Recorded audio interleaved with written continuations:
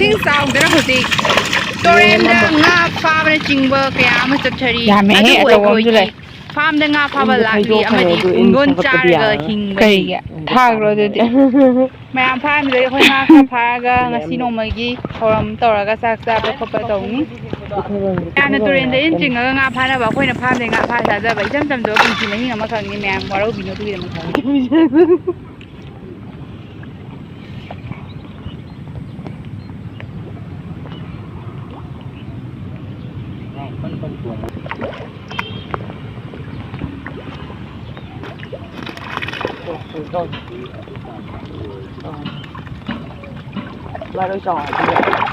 guys ngosidi ahoi pungdom hek pa madi pham da nga pha ba guys pungdom da ayu ame pir o video snam bi benang pungdom se biak chai nap kani pungdom de father hey guys pungdom ni sa ga ngosidi nga pha ba thom sat chagni yegom tu sia ga akhoi hozi nga ma sa sing se heng chaw ka na pha na ba gi da mak tu tha do le chalo chalo bye bye yang pat na sin ga bye bye bye bye bye bye มันดีมันทันแต่บายบาย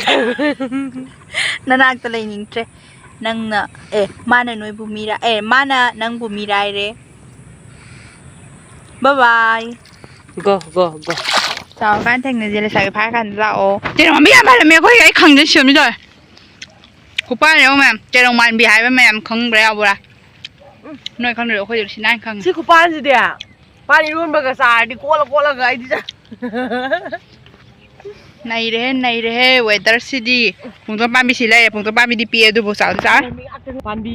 แม่เอาไว้ปุ่งตัวคู่ป้าจงที่เกมเราไปปีนไม่ไก่หนวดสมดาวิดีโอเด็กทักกันนะว่าฐานะเป็นตัวมารู้เด็กดูกุมบังคู่ป้าทาริกยมวิดีโอมาโค้งดูมาโค้งอยู่เด็กป้าเลยปุ่งตัวคู่ป้าจ้ะ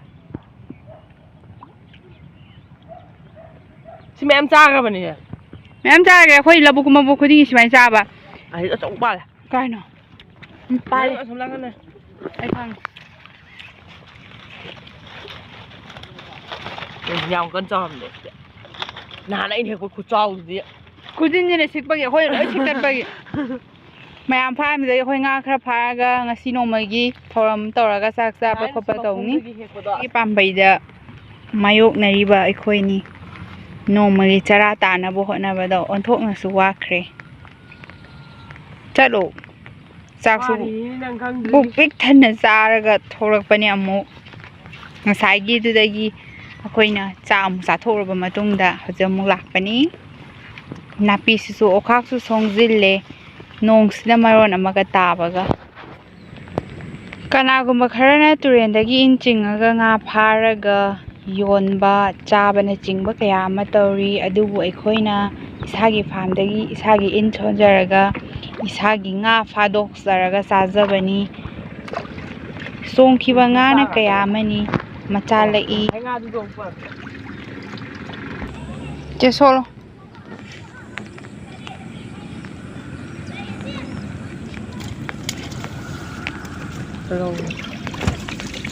เรา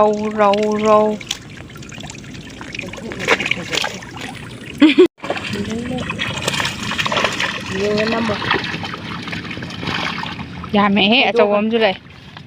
อินจะพายโยกอะไรดูอินชงกับปฏิยาแล้วก็อีกอ่ะทากเราดูดิ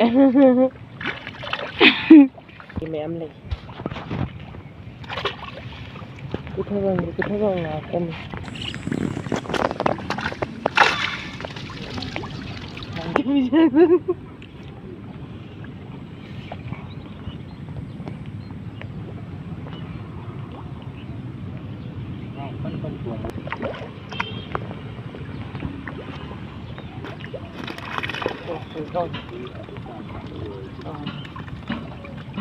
มาโดยจอดได้เลยเจ๊จริงๆsao nè cái sinh sao đó là hồi gì Torrenda nga farm na chingba kaya ama chathari adu bu ai khoi di farm da nga fa ba lakli amadi pungdon charaga hingbani. Hello guys, pungdon da ayu ame pir o video nambi benang pungdon se biak chai nap kani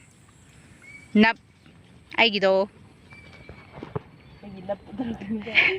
ꯄꯨꯡꯗꯣꯟꯗꯤ ꯐꯖꯔꯦꯍꯦ video ꯅꯝꯃꯤ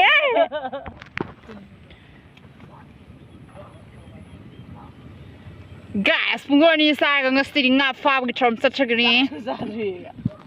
ꯆꯥꯒ ꯊꯣꯡꯗꯦ ꯆꯥꯒ ꯌꯦꯡꯉꯣ ꯑꯝꯇ ꯆꯤꯛꯑꯒ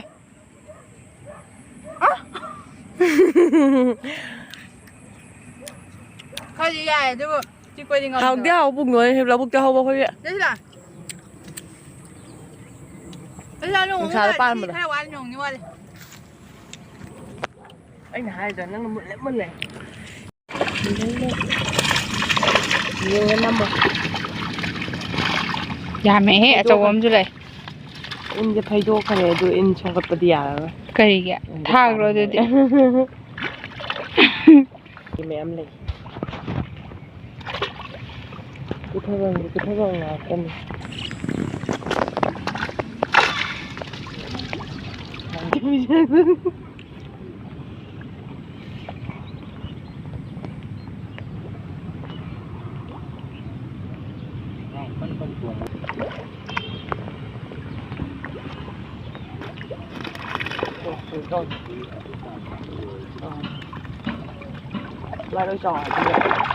ꯄꯨꯡꯗꯣꯟꯗꯨꯅ ꯃꯤꯒꯤ ꯂꯧꯕꯨꯛꯇ ꯍꯧꯔꯝꯕ ꯄꯨꯡꯗꯣꯟꯅꯦꯕ ꯑꯌꯣ ꯆꯤꯔꯦ ꯍꯧꯖꯤꯛꯁꯤꯅ ꯑꯩꯈꯣꯏꯒꯤ ꯄꯨꯡꯗꯣꯟ ꯑꯃꯨꯛ ꯍꯧꯐꯝꯗ ꯆꯠꯂꯦꯕ ꯌꯧꯔꯀꯥꯟꯗ ꯎꯠꯂꯛꯀꯦ ꯆꯦꯔꯣꯡ ꯌꯥꯝ ꯄꯥꯜꯂꯝꯃꯦ ꯑꯩꯈꯣꯏꯒꯤ ꯑꯩ ꯈꯪꯗꯅ ꯁꯦꯝꯃꯤ ꯇꯧꯔꯦ ꯈꯨꯄꯥꯟ ꯌꯦꯡꯉꯣ ꯃꯌꯥꯝ ꯆꯦꯔꯣꯡ ꯃꯥꯟꯕꯤ ꯍꯥꯏꯕ ꯃꯌꯥꯝ ꯈꯪꯕ꯭ꯔꯥ ꯌꯥꯎꯕ꯭ꯔꯥ ꯅꯣꯏ ꯈꯪꯗ꯭ꯔꯦ ꯑꯩꯈꯣꯏꯗꯤ ꯁꯤꯅꯥꯏ ꯈꯪꯉꯦ ꯁꯤ ꯈꯨꯄꯥꯟꯁꯤꯗꯤ ꯄꯥꯟ ꯏꯔꯣꯟꯕꯒ ꯆꯥꯔꯗꯤ ꯀꯣꯠꯂꯒ ꯑꯩꯗꯤ ꯅꯩꯔꯦꯍꯦ ꯋꯦꯗꯔꯁꯤꯗꯤ ꯄꯨꯡꯗꯣꯟ ꯄꯥꯝꯕꯤꯁꯤ ꯂꯩꯔꯦ ꯄꯨꯡꯗꯣꯟ ꯄꯥꯝꯕꯤꯗꯤ ꯄꯤꯛꯑꯦ ꯑꯗꯨꯕꯨ ꯆꯥꯎꯗꯤ ꯆꯥꯎꯔꯦ ꯄꯥꯟꯕꯤ ꯄꯤꯛꯏꯁꯤꯒ ꯃꯌꯥꯝ ꯑꯩꯈꯣꯏ ꯄꯨꯡꯗꯣꯟ ꯈꯨꯄꯥꯟ ꯌꯦꯡꯉꯣ ꯁꯤ ꯀꯦꯃꯦꯔꯥ ꯑꯣꯏꯕꯩ ꯄꯤꯛꯏꯅꯤ ꯃꯣꯏ ꯀꯩꯅꯣꯗ ꯑꯁꯣꯝꯗ ꯚꯤꯗꯤꯑꯣꯗꯒ ꯊꯥꯒꯠꯅꯔꯛꯄ ꯁꯥꯟꯅꯕꯗꯣ ꯃꯔꯨꯗꯒ ꯑꯗꯨꯒꯨꯝꯕꯒꯤ ꯁꯔꯤꯛ ꯌꯣꯝꯕꯤꯗꯣ ꯃꯈꯣꯡꯗꯒꯤ ꯃꯈꯣꯡꯁꯤꯗꯒꯤ ꯄꯥꯜꯂꯛꯏꯕ ꯄꯨꯡꯗꯣꯟ ꯈꯨꯄꯥꯟꯗꯣ ꯁꯤ ꯃꯌꯥꯝ ꯆꯥꯈ꯭ꯔꯕꯅꯦ ꯃꯌꯥꯝ ꯆꯥꯈ꯭ꯔꯦ ꯑꯩꯈꯣꯏ ꯂꯧꯕꯨꯛ ꯃꯕꯨꯛ ꯈꯨꯗꯤꯡꯒꯤ ꯁꯨꯃꯥꯏꯅ ꯆꯥꯕ ꯃꯌꯥꯝꯅ ꯇꯨꯔꯦꯟꯗ ꯏꯟ ꯆꯤꯡꯉꯒ ꯉꯥ ꯐꯥꯅꯕ ꯑꯩꯈꯣꯏꯅ ꯐꯥꯝꯗꯩ ꯉꯥ ꯐꯥꯔ ꯆꯥꯖꯕ ꯏꯆꯝ ꯆꯝꯖꯕ ꯄꯨꯟꯁꯤ ꯃꯍꯤꯡ ꯑꯃꯈꯛꯅꯤ ꯃꯌꯥꯝ ꯋꯥꯔꯧꯕꯤꯅꯣ ꯑꯗꯨꯒꯤꯗꯃꯛꯇꯗꯤ ꯑꯁꯤꯗ ꯑꯆꯧꯕ ꯄꯥꯜꯂꯦ ꯀꯥꯏꯅꯣ ꯄꯥꯜꯂꯦ ꯑꯁꯣꯝ ꯅꯥꯀꯟꯗ ꯑꯩ ꯈꯪꯉꯦ ꯌꯥꯝ ꯀꯟꯅ ꯆꯥꯎꯔꯝꯗꯦ ꯅꯍꯥꯟ ꯑꯩꯅ ꯍꯦꯛꯄ ꯈꯨꯠꯆꯥꯎꯗꯨꯗꯤ ꯈꯨꯖꯤꯟꯁꯤꯅ ꯁꯤꯛꯄꯒꯤ ꯑꯩꯈꯣꯏ ꯂꯣꯏ ꯁꯤꯛꯇꯠꯄꯒꯤ ꯃꯌꯥꯝ ꯐꯥꯔꯝꯗꯒꯤ ꯑꯩꯈꯣꯏ ꯉꯥ ꯈꯔ ꯐꯥꯔꯒ ꯉꯁꯤ ꯅꯣꯡꯃꯒꯤ ꯊꯧꯔꯝ ꯇꯧꯔꯒ ꯆꯥꯛ ꯆꯥꯕ ꯈꯣꯠꯄ ꯇꯧꯅꯤ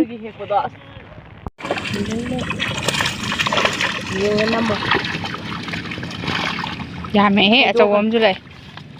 ꯏꯟꯁꯦ ꯐꯩꯗꯣꯛꯈ꯭ꯔꯦ ꯑꯗꯨ ꯏꯟ ꯁꯣꯡꯒꯠꯄꯗꯤ ꯌꯥꯔꯔꯣꯏ ꯀꯔꯤꯒꯤ ꯊꯥꯈ꯭ꯔꯣ ꯑꯗꯨꯗꯤ ꯃꯌꯥꯝ ꯂꯩ ꯀꯨꯊꯕꯝ ꯉꯥꯛꯇꯅꯤ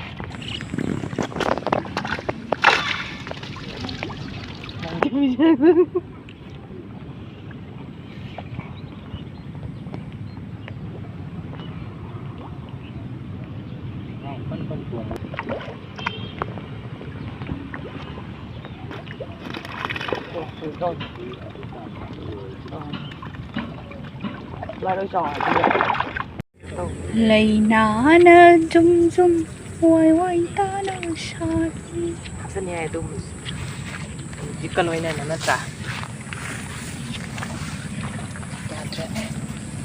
ꯋꯥꯖꯔꯕꯅꯦ ꯑꯩꯈꯣꯏ ꯆꯦꯁꯦ ꯆꯥꯅ ꯊꯛꯅꯕ ꯍꯣꯠꯅꯕꯗ ꯃꯊꯤꯕꯣꯡꯁꯦ ꯆꯠꯂꯁꯤ ꯂꯥꯛꯑꯣ